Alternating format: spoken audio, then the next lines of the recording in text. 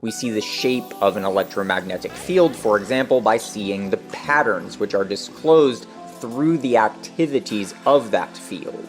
Such activities can be directly encountered by the eyes, while the field itself is a pattern of possible activities which must be seen through pattern recognition rather than sensation, by seeing through the specific manifestations themselves and into the underlying patterns which condition such manifestations.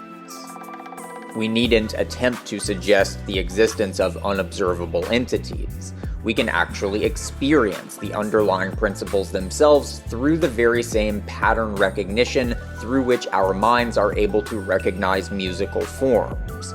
Through careful attention to the phenomena seen within our physical experiences, the underlying orphenomenon comes to light before the eye of the mind, the formative reality which lies within the manifest, rather than a substrate of ever more minuscule physical corpuscles or particles.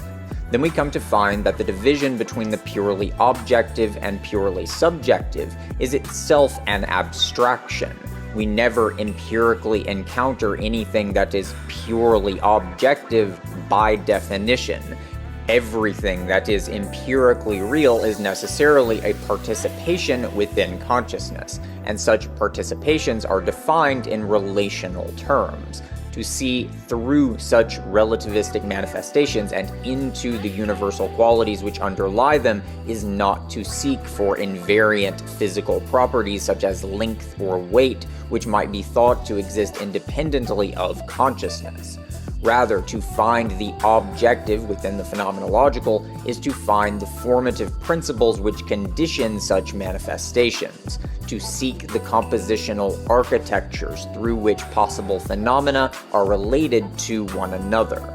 Our consciousness is not, in fact, a mere user interface or screen, which presents us with the shadows of a world which is forever beyond our grasp. We are beginning to uplift our capacities for noetic insight from out of the depths of our unconscious and into the light of our active, conscious agency.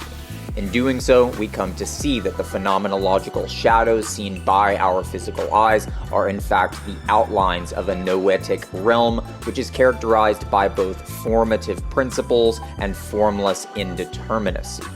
Through the recognition of our own capacities to see into the essential and elemental forces which are withheld within the manifest, we bring our own inner worlds into communion with the interiority of the world itself.